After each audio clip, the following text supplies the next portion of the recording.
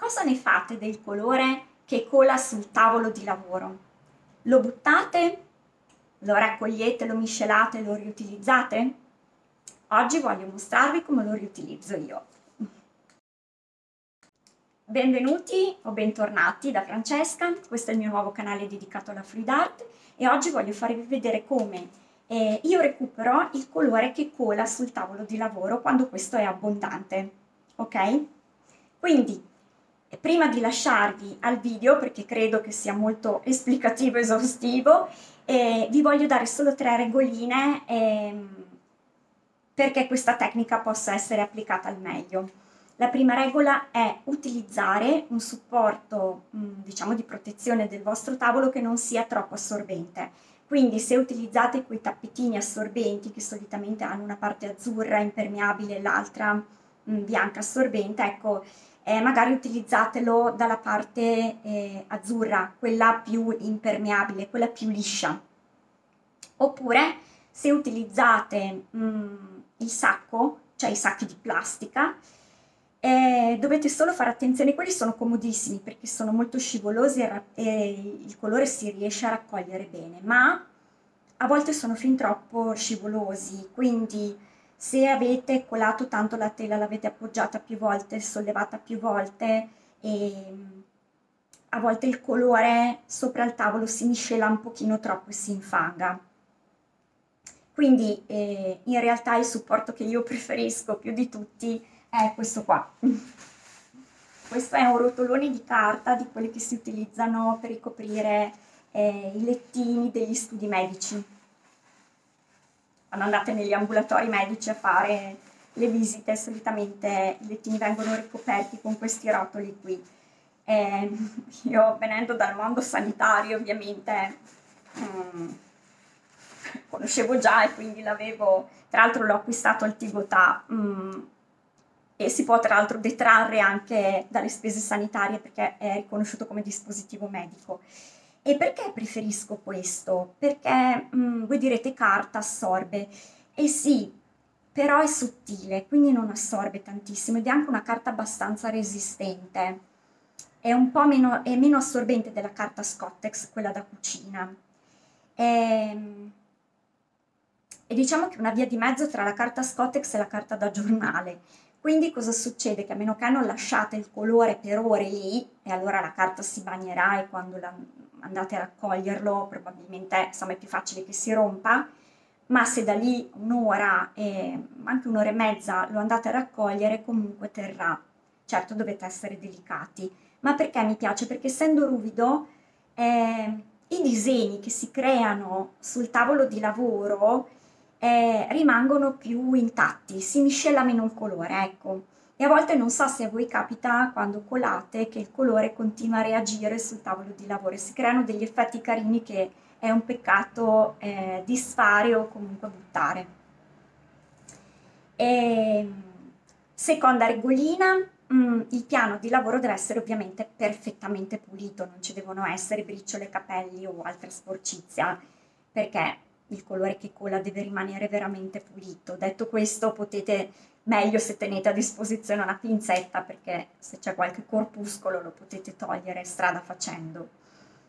Terza regolina, lo faccio sempre, no, questa tecnica la applico quando ho tanto colore colato, quando so che il piano di lavoro è pulito e soprattutto quando il colore che ho sul tavolo non si è infangato, quindi rimangono delle parti, diciamo, interessanti da poter riutilizzare. Ok? Detto questo non ho altro da aggiungere, vedrete come al solito un paio di video, uno l'ho fatto qualche mese fa e avevo proprio come base di supporto la carta che vi ho fatto vedere adesso, l'altro invece avevo come supporto il nylon, la plastica, e infatti per i miei gusti il colore si stava già un po' troppo miscelando sul tavolo e ho lavorato la tela molto più a lungo perché arrivasse, diciamo, a soddisfarmi. Comunque vi lascio vedere i filmati e se vi sono di vostro gradimento iscrivetevi al mio canale per rimanere sempre aggiornati sulle prossime uscite. Buona visione!